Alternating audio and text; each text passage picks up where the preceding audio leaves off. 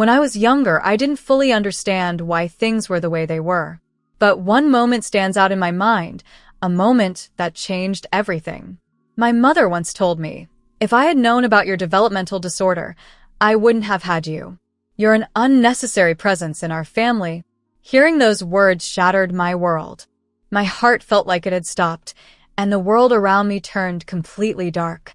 It was a weight I carried for years. It wasn't long after that my father announced, "Let's start fresh. A new life begins for the three of us."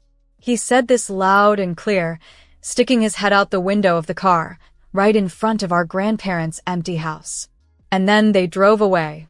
My parents left me behind, laughing as they sped off, leaving me standing there, frozen.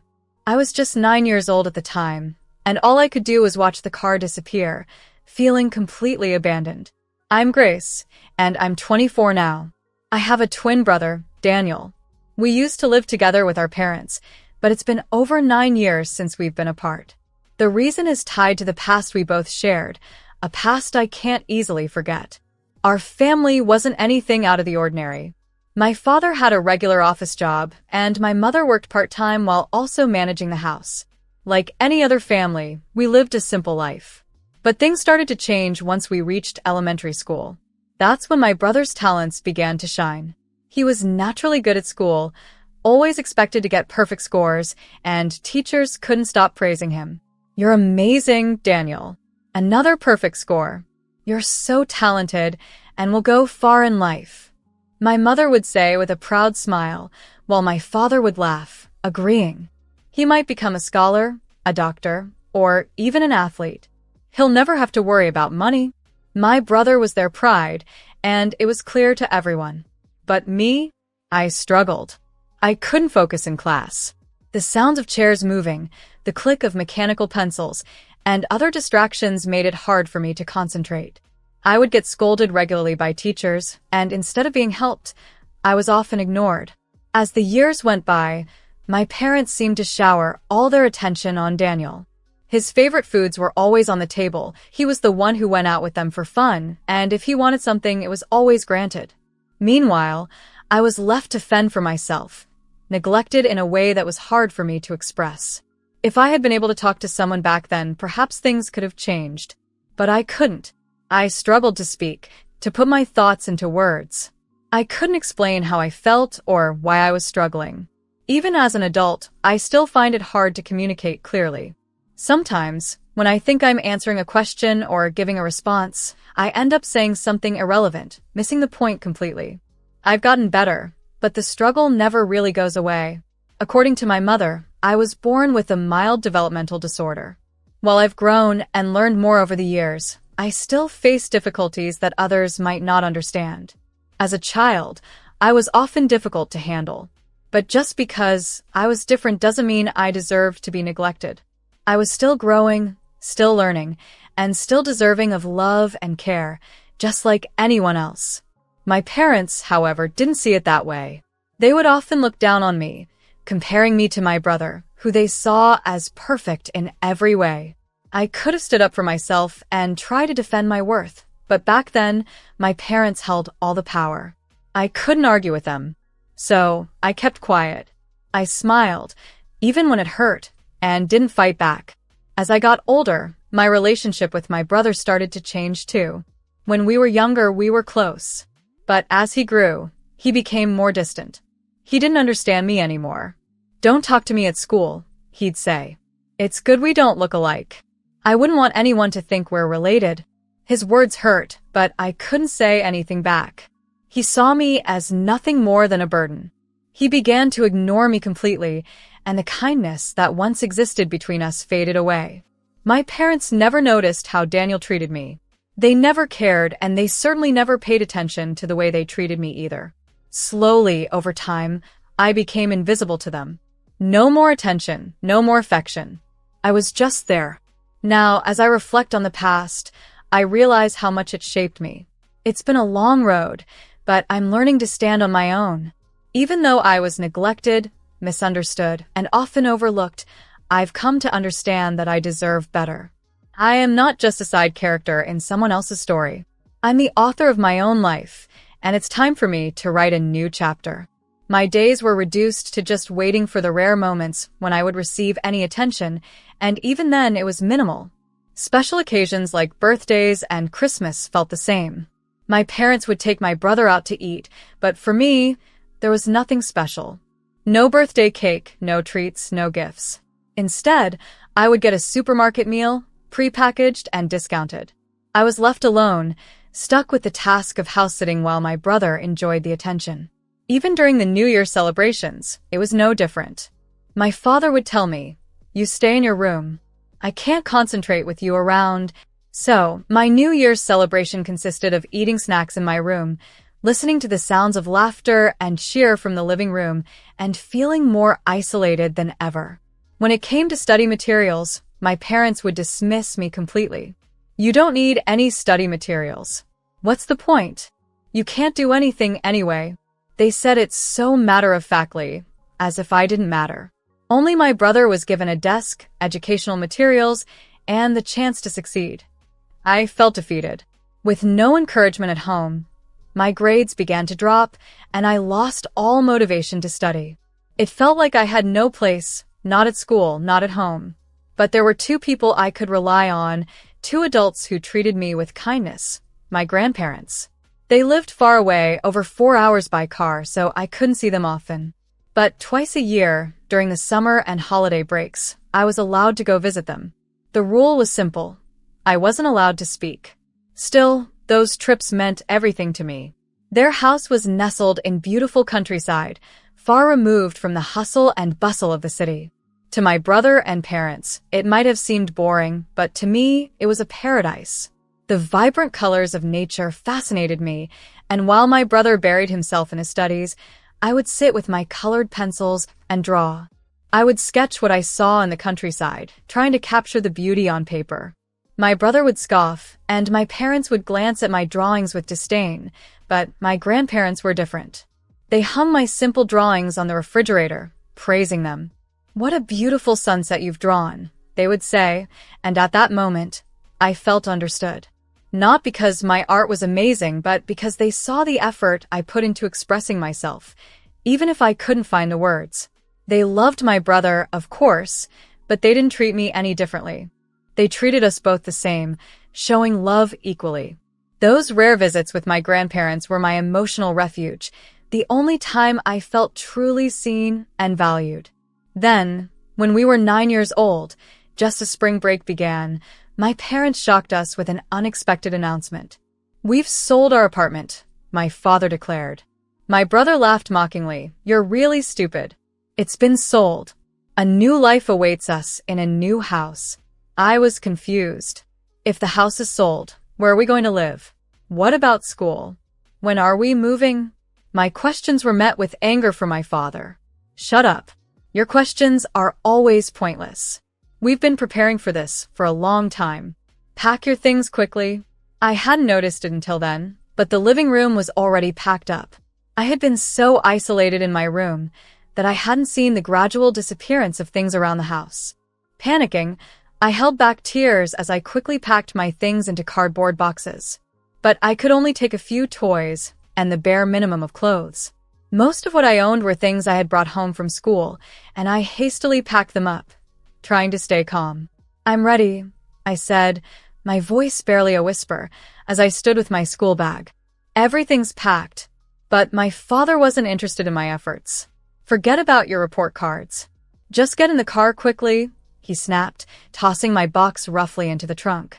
The harshness of the moment stung, but I didn't protest. There was no point. My life felt like it was being packed up, discarded, and tossed away, just like the things in that box. I climbed into the car, holding my school bag tightly. Something felt different, though. My brother Daniel, who always sat next to me, was nowhere to be seen. "Where's Daniel?" I asked, feeling confused. "It can't just be the three of us going, right? Aren't we missing something?" My mother shot me a sharp look.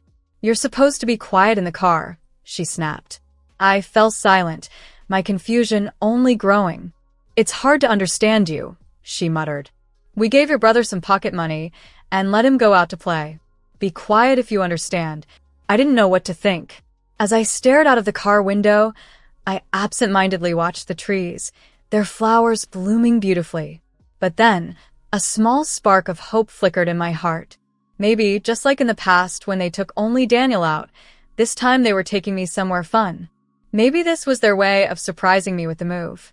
I smiled to myself, the excitement growing. My parents were talking softly to each other, but I didn't pay attention.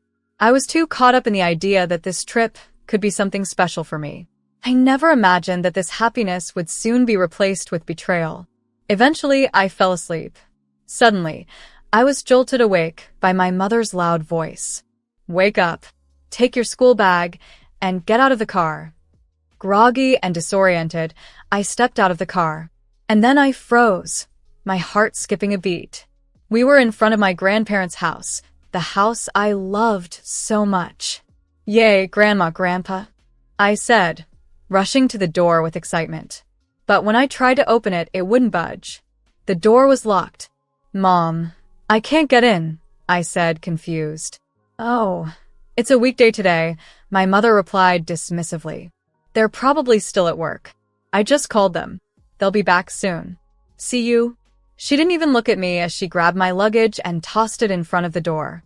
She turned right back to the car without a second glance. "Wait. Where are you going?" I called out, feeling the panic rising in my chest. "Mom, Dad, where are you going?" My mother shook me off like it was nothing. "Your brother got into a famous private elementary school. It guarantees that he'll progress through every grade. He's already set to transfer there next term. We sold the apartment to pay for his tuition, and we're moving to a new house for him. But having you around only distracts him. It also adds extra food costs." She paused, looking at me with a cold expression. "This is your chance to stay here. Just stay with your grandparents." Wait, what's going on? Am I changing schools? Am I going to a different school? My mind was spinning. "That's exactly what annoys me about you," my mother snapped, raising her voice. "You're always causing trouble. You're a burden to me. Your grades are terrible, your appearance is below average, and you can't even have a proper conversation. Your brother is such a good kid. Why do you always make things difficult?" Her words felt like a slap, leaving me speechless. I could barely breathe, much less find the right words to respond. "Did I do something bad?" I asked quietly, almost choking on the words. "If I did, I'm sorry. I don't need your apologies. They're just empty words." My mother's voice was sharp. "If I had known about your developmental disorder, I never would have had you. You're an unnecessary burden on our family." When she said this, it felt like the ground beneath me had vanished. I was overwhelmed by the weight of her words. My world went completely dark. "We're leaving now. A new life begins for the three of us," my father said loudly, sticking his head out of the car window. His voice was final, unyielding. I stood there, frozen, desperate to stop them, to make them see me, to make them understand. "Don't go," I pleaded. "Please don't leave me behind. Dad, Mom, am I such a bad child?" My mind was a whirlwind, and the words just wouldn't come out right. I couldn't express how much this hurt, how much I needed them to stay. As I struggled to speak, my mother glanced at me coldly and turned toward the car. "Sorry to keep you waiting," she said. "Since we're here, we'll buy a cake from the bakery and take it home to Daniel. You can eat it with him." All I could do was stand there, staring, as they drove away without a second thought. "Grace, are you okay?" I heard a voice, soft and kind. I turned to see my grandparents standing in front of me, their faces filled with concern. By the time I realized what had happened, it had already gotten dark. My world felt so empty. I had been abandoned again, left behind as if I didn't matter. But at that moment, as I looked into my grandparents' worried eyes, I realized that at least someone cared. Even if my parents had cast me aside, they were still here, and that small comfort was the only thing keeping me from falling apart completely. While I waited for my grandparents to come back, I must have fallen asleep without even realizing it. I was exhausted, both physically and emotionally. My grandfather noticed right away. "Your hands are cold, and your face is so pale," he said, wrapping me in his jumper. Gently, He lifted me onto his back and carried me to a warm room. I could feel the warmth starting to spread through me, but my mind was still too clouded to understand everything. My grandparents were moving quickly around the house, speaking to each other in tones that were full of concern and anger. "How long has Grace been waiting out there?" they exclaimed when they saw the message on their phones at work. They were shocked to find out what had happened. The message simply read, "We've left Grace in front of the house. Please take care of her." My grandparents rushed home immediately. If they hadn't found me when they did, I don't even want to imagine what could have happened. At that time, my grandfather worked as a craftsman and my grandmother worked tirelessly at a local restaurant. They were both always so busy. Yet, my parents didn't let them know in advance what was going on. They sent that brief message, and that was it. No further explanation, no concern for how I was doing. The realization that my parents didn't care enough to inform my grandparents ahead of time hit me like a cold wave, reminding me of how insignificant I was to them. As I sipped the hot milk my grandmother gave me, I felt the warmth seep into my chest. It calmed my racing thoughts, and I couldn't hold back the tears any longer. My grandmother gently stroked my back, offering comfort as I cried. Meanwhile, my grandfather stood up abruptly and called my father. The conversation grew heated, and I could hear the frustration in his voice. Eventually, he slammed the phone down, his anger boiling over. "Grace, I spoke with your father, but it seems we can't communicate properly," he said, his voice softening as he turned to me. "Can you tell me what happened?" Tears streamed down my face as I tried to explain everything that had led up to this moment. My words were jumbled and scattered, my emotions making it hard to speak clearly.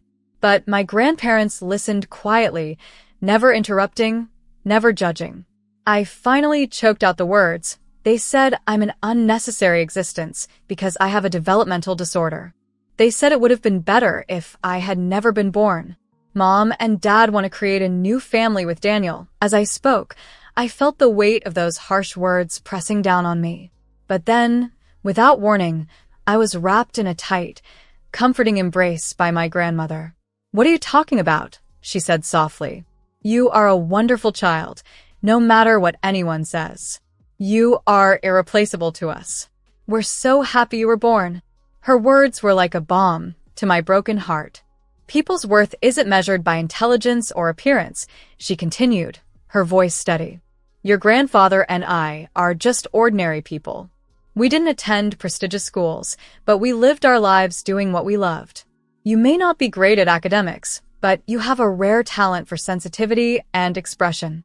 That's something no one else has. That's uniquely yours."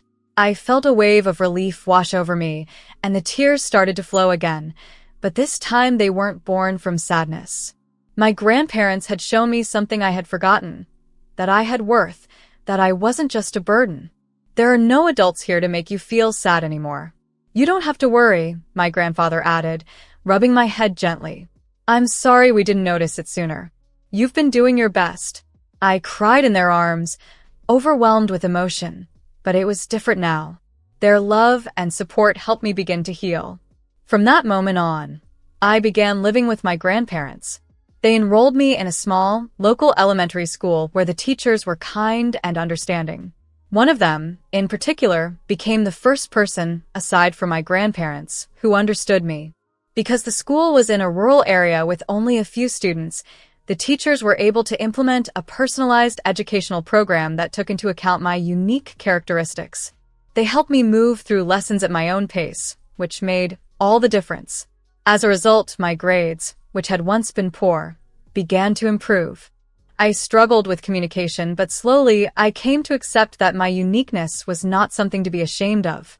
I started to make friends, and I began to live a much more peaceful, balanced life, both mentally and physically. I even started to find things I truly wanted to do, and over time, I found my passions. 14 years passed, and during all that time, I never heard from my parents or my brother. Their addresses and phone numbers changed, and slowly, their faces faded from my memory. I had moved on with my life, found a new family with my grandparents, and built a future for myself. But then, one day, it all came crashing back. "Open the door," You're in there, aren't you? The sound of someone banging violently on the door shattered the peaceful calm of the early morning. My grandparents had already woken up, but I froze, unsure of what was happening. My heart raced as the noise grew louder, each thud more urgent than the last. I had no idea who it was, but I knew one thing for sure. Whatever was about to happen would change everything again. I woke up groggy, disoriented, and unsure of what was going on. My grandfather's angry voice cut through the fog in my mind. After leaving your daughter for over a decade, what do you want now? His tone made me freeze. Slowly, I walked toward the entrance, confusion clouding my thoughts. When I stepped outside, my eyes widened in shock. There, standing in front of me, was the woman who had given birth to me, but she didn't look anything like the mother I remembered. The woman in front of me looked tired and worn out, as if life had taken its toll. Beside her stood a man who looked different too. The once slim figure of my father had given way to a man with a bulging belly. They smiled, reaching out their hands toward me, trying to act friendly. I stiffened. My eyes narrowed. If you are my parents, why are you here? Don't act like we're strangers. We came to talk, my mother said, her voice dripping with a false sweetness. Yes, we know the workshop is doing well now. Your dad's getting older, and as both a manager and craftsman, he's reaching his limits. So, we've come back. I thought I'd take over the business. We also heard that our lovely daughter is set to inherit from him, and we think that should be ours to take. My grandfather snorted in disbelief at their words, his voice full of disdain. Oh, so you've come back for the leftovers and to take over the business? How presumptuous. An amateur with no understanding of glass artistry wanted to take over our workshop. We've already decided who our successor will be, and it's Grace. She will take over. She's a genius. My father's face twisted with disbelief. What? This child?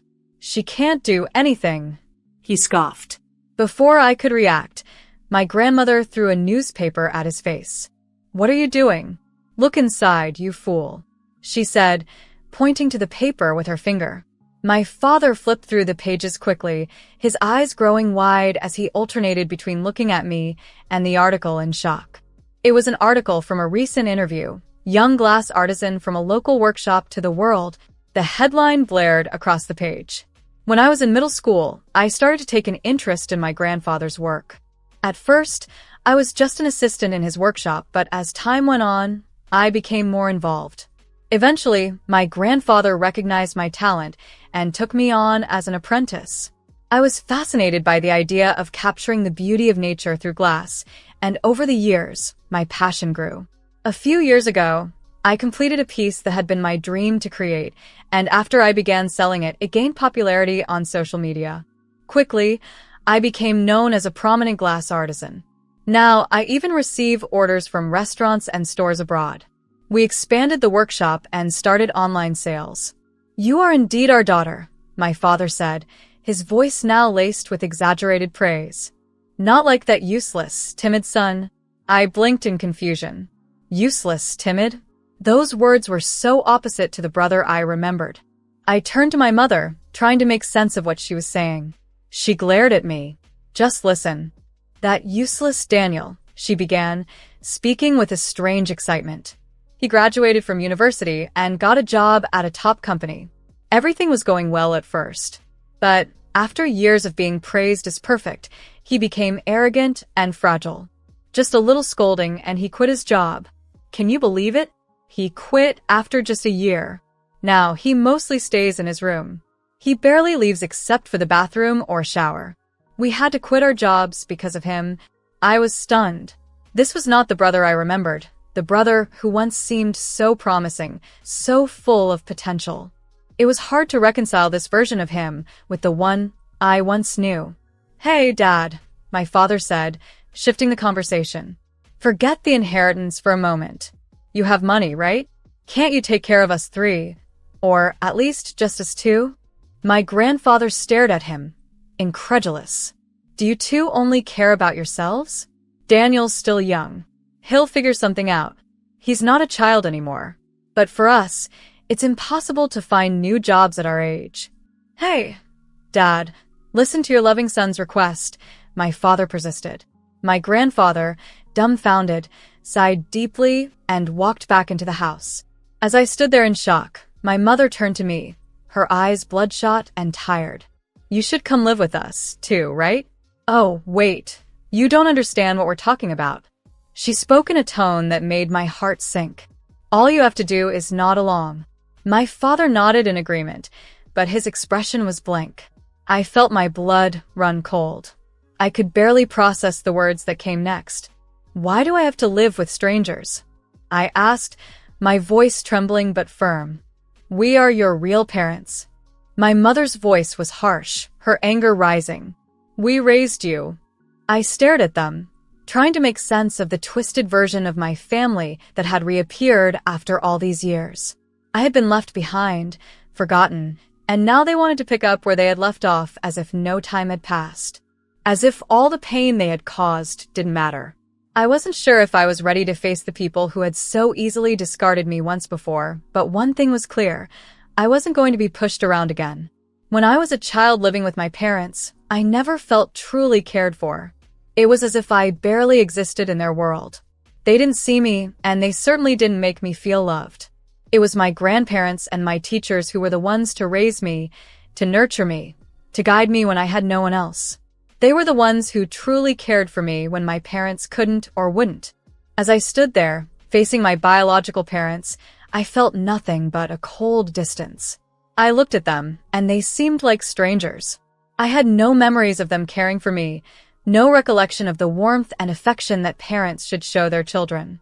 They had abandoned me when I was just 9 years old. You may be my parents by law, I said, my voice calm yet firm, but I have no memory of that. I can't live with strangers. The silence in the room was thick as I waited for their response, but none came. My grandparents, who had always been my true family, didn't say anything either, but their quiet presence made me feel supported. The look on their faces, their silence, told me all I needed to know. They were on my side, as always. My father, clearly frustrated, looked at my grandfather and muttered, "Don't you think that's a terrible thing to say, Dad? Say something." My grandfather simply smiled, his calmness a stark contrast to my father's mounting anger. My father pressed on, his voice rising, "If you want me to, I'll say something too.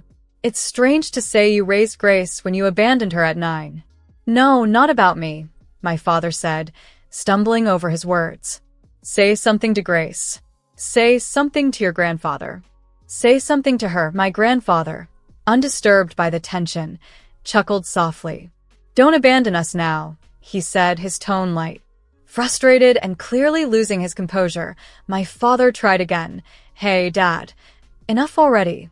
My grandfather interrupted with a stern voice that rang through the room. His words were final, and they cut through the chaos. "Why would you say such spoiled things now?" The room fell into an uncomfortable silence, and my parents froze. In the quiet that followed, my grandmother hurried off to the kitchen. When she returned, she held a large bag in her hand. "This is perfect," she said with a steady voice. "Now, get out. You bad luck." With that, my grandmother began tossing salt at my mother's face. My mother cried out, "Ouch. What is this?" "This salt," my grandmother explained calmly, "is for cooking. Parents who abandon their children are the epitome of bad luck." She continued to throw the salt, her motion unhurried and deliberate. "Go back already," my grandmother shouted. "I'll keep throwing salt until you leave. We have plenty of it, so be prepared." Beside her, my grandfather stood, holding a new bag of salt. He joined in, tossing the salt with force, hitting my parents directly in the face.